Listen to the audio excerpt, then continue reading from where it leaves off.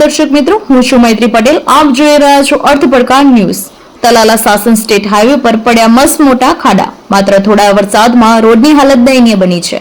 સાસણથી સોમનાથે જોતા સ્ટેટ હાઈવેની દયનીય સ્થિતિ. સ્ટેટ હાઈવે પર તલાલાથી સાસણ જતા રોડ પર મસ્ત મોટા ખાડા પડ્યા છે. સ્ટેટ હાઈવે પર મસ્ત મોટા ખાડાથી સ્થાનિકમાં ભારે રોષ વ્યાપ્યો છે. ટ્રાફિક જામ અને અકસ્માતની ઘટનાથી સ્થાનિક લોકો ઓપરેશન કરી થઈ રહ્યા છે. વહેલી તકે રસ્તો રિપેર કરવા સ્થાનિકો માંગ કરી રહ્યા છે. મોટી સંખ્યામાં પર્યટકો સાસણથી સોમનાથ જવા માટે આ રોડથી પસાર થાય છે. આ રોડ પર અવારનવાર અકસ્માતની ઘટનાઓ સામે આવી રહી છે. રિપોર્ટર ભરતસિંહ જાદવ, ગીર સોમનાથ. મારું નામ વિજય હિરપરા, સામાજિક કાર્યકર તાલાળા. વિજયભાઈ, વાત કરવામાં આવે તો તાલાળા અને સાસણને જોડતો કયો રોડ છે અને તેમાં કેવી અત્યારે પરિસ્થિતિ છે? અત્યારે આપણે જે જગ્યા ઉપર ઉભેલા છીએ, જે Talala Sasan stay Junagadh stay highway છે, આ રસ્તાની હાલત અત્યારે બહુ કફોડી હાલતમાં છે.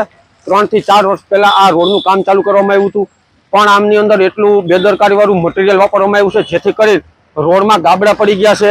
દર વર્ષે આવી પોઝિશન હોય છે. કોન્ટ્રાક્ટર પોતાની મરજી મુજબ કામ ચાલુ રાખી અને પોતાની મરજી મુજબ કામ ચાલુ કરીને જતા રહીએ છે.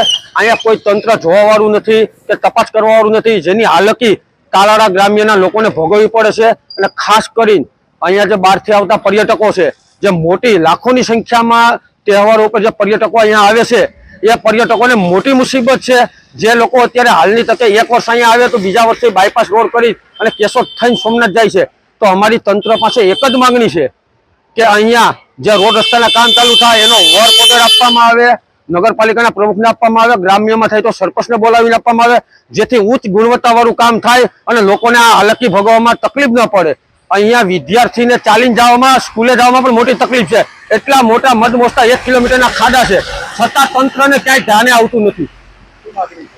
અમારી સરકાર સમક્ષ એક જ માંગણી છે કે જે પણ રસ્તા મંજૂર થાય છે એમના વર્ક ઓર્ડરથી લઈને જે એમાં મટીરિયલ વાપરવાનું છે એ આખી સોસાયટીના લોકો ભેગા કરી અને એને બતાવવામાં આવે, અને જે એજન્સીને કામ આપવામાં આવે એ એજન્સીને સ્પષ્ટપણે એને વોર્નિંગ આપવામાં આવે કે જે પણ મટીરિયલ યુઝ કરવામાં આવે તે જેમાં વર્ક ઓર્ડરની અંદર લખેલું છે એ જ મટીરિયલ યુઝ કરવામાં આવે.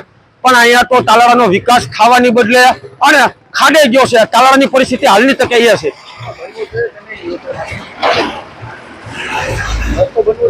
રસ્તો બનવો જોઈએ.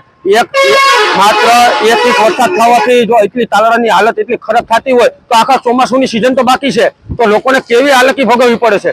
તો જે પણ તંત્ર, કોન્ટ્રાક્ટરો, એજન્સીઓને કામ આપવામાં આવે એની પૂરી